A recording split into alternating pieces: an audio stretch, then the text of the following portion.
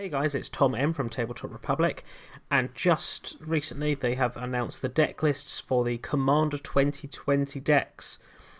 These will be released on May 15th. They've delayed it due to current circumstances, but their current aim is to get it out on May 15th, but they've fully announced all 5 of the 100 card Commander decks. I'm going to quickly go through with you what's in each deck, what little bonuses you get, what cards are sort of shared over, what's new, why should you get it really. So there are 5 3-colour decks. Each colour appears 3 times, and in each deck you get your main commander, you get your side commander. Instead of getting a third single commander, you now get a pairing of commanders with the partner keyword. The 5 decks are Ruthless Regiment, Arcane Maelstrom, Symbiotic Swan, Timeless Wisdom, and Enhanced Evolution. The Ruthless Regiment deck is a Mardu, so red, white, black. It's a human tribal deck, focusing on boosting up your 1/1 humans and creating a bunch of cheap tokens and doing them what you please. The main commander is Jarina Kudro, a 3/3 legendary human soldier for 1 red, white, black. When it enters the battlefield, create a 1/1 human soldier token for each time you've cast a commander from the command zone in this game, and other humans you control get +2/+0. Not a bad commander choice, definitely quite useful to boost up your humans, making them all essentially 3/1s. And for 4 mana you get your commander and a 1/1 human soldier when you first cast it. The side commander is Kelsey in the Plague, a 2/2 legendary human assassin, red, white, black. It's got vigilance and haste. It gets 1/1 for each experience counter you have. But how do you get the experience counters? Well, you just tap it. It deals the damage to a creature you don't control, and when that creature dies this turn, you get that experience counter. It's essentially putting a bounty on a creature. Partner commanders are Trin and Silvar. Trin, Champion of Freedom, is a 3/3 legendary human soldier for 3 and a white. At the beginning of your end step, if you attacked this turn, create a 1/1 white human soldier creature token. And partner with Silvar, who is a legendary cat nightmare, a 4/2 for 3 black-red. With Menace and an ability where you can sack a human, put a 1/1 counter on Silvar, and it gains indestructible till end of turn. Silvar is definitely the better of the two. Trin's quite good for getting a human almost every turn, but Silvar's ability allows you to do something with the bunch of humans that you'll be spawning. Then there's Arcane Maelstrom, which is a Temur deck, so green, blue, red. It focuses on instants. The main box commander is Calamax the Stormsire, a 4/4 legendary elemental dinosaur for 1 green, blue, red. When you cast your first instant each turn, if Calamax is tapped, copy it and you can choose new targets. And whenever you copy an instant, put a 1/1 counter on Calamax. The side commander is Cyrus the Writhing Storm. It's a 3/5 legendary snake leviathan for 2 green, blue, red. It's got flying. Whenever an opponent draws a card except the first one in their draw step, they get you create a 1/1 green snake. When it deals combat damage to a player, you and that player each draw that many cards. It's a very different side commander. It doesn't exactly. One of the partners is Hound, Avid Arcanist. It's a 1/4 legendary human wizard for 2 and a blue. You may play non-creature cards from exile with fetch counters on them if you exiled them. And you may spend mana as if it was mana of any colour to cast those spells. And partner with Paco. Paco is a 3/3 legendary elemental hound. He's a good boy. He costs 3 red and green. He's got haste, and whenever he attacks, exile the top card of each player's library, put a fetch counter on him, and you put a 1/1 counter on Paco for each non-creature exiled this way. So you literally play fetch with the dog. It's amazing. Symbiotic Swan is an Abzan counters deck. Abzan is white, black, green. It focuses on getting not just 1/1 counters, but keyword counters as well.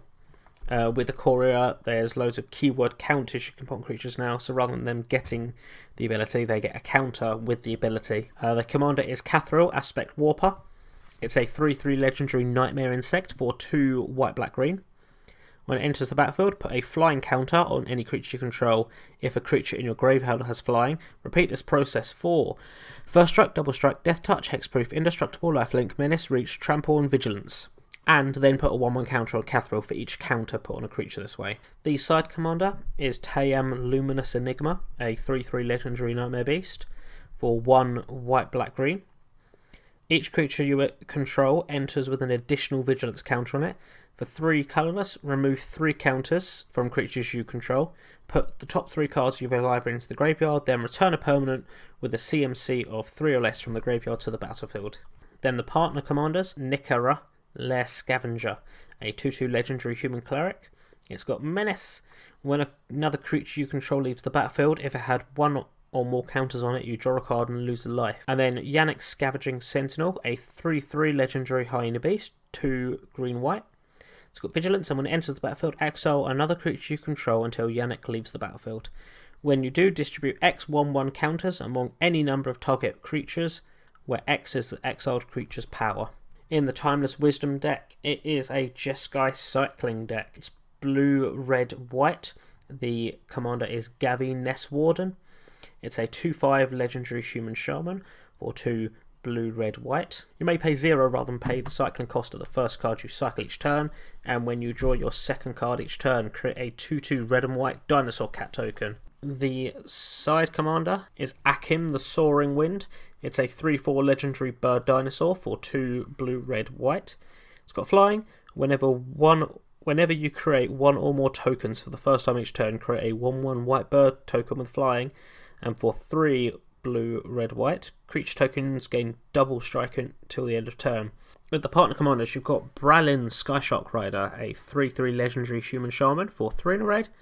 Whenever you discard a card, put a 1/1 counter on Bralin, and it deals 1 damage to each opponent. And for red, target shark gains trample until end of turn, and it partners with Shabraz the Sky Shark. It is a 3/3 legendary shark bird for 3 white blue. It's got flying. Whenever you draw a card, put a 1/1 counter on Shabraz and you gain a life. And for either white or blue, target human gains flying until end of turn. And finally, there's the Enhanced Evolution deck, which is a Sultai Mutate deck. Obviously, with the Mutate ability, it's brand new from Ikoria. And so at the moment, there's not a lot you could add to it apart from the current set. However, there are a load from the current set you can swap around in this. The commander is Otrimi the Ever Playful. It's a 6/6 legendary nightmare beast for 3 black, green, blue. It's got the mutate cost of 1 black, green, blue. If you're not sure what mutate is, if you cast a spell from mutate cost, you can put it over or under a target non-human creature you own.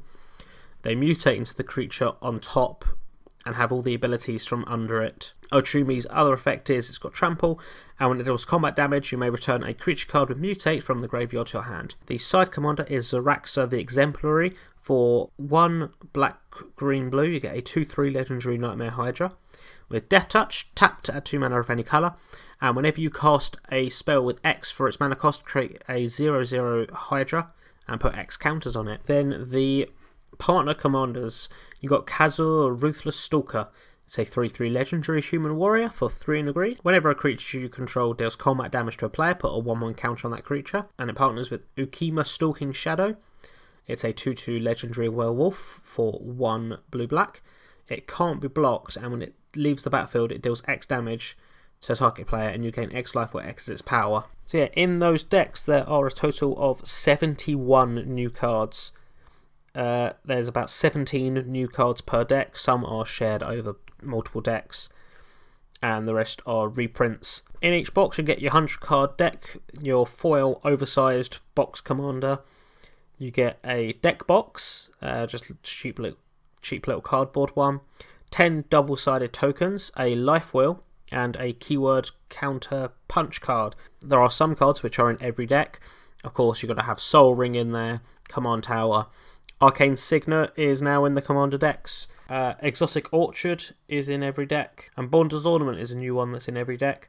Taps for a mana, or for 4 mana, you tap it, and each player who controls a permanent named Bonder's Ornament draws a card. There are a total of 21 tokens that will all be appearing. Each deck has their own Planeswalker that will appear. In Ruthless Regiment, there'll be Nahiri the Harbinger. In Arcane Maelstrom, there'll be Jace, Architect of Thought. Symbiotic Swan, it'll be Ajani Unyielding. Timeless Wisdom, Chandra Flamecaller. And Enhanced Evolution is Nissa, Steward of Elements. Obviously, there's loads of videos out there which go through each deck list. MTG Goldfish is a good place to check out each deck, see what each card is worth if you're looking to just get them for the singles. Each deck looks really good there. There's a few which could easily be edited to be stupidly powerful. There's some which look really good out the box. The Timeless Wisdom cycling deck will be really good, as well as the Ruthless Regiment human deck. Those ones can be edited on so easily, and I feel like that'll be the ones I'll see the most. Anyway, I hope you guys enjoyed this quick little rundown of the 5 Commander Precon decks from 2020. Hopefully you'll be getting some of them, as I think these will be really fun. There's not one here that looks worse than the others, but there are some here which I am definitely considering getting myself. Thank you guys for watching. Let me know what decks you're thinking of getting, and I'll see you soon.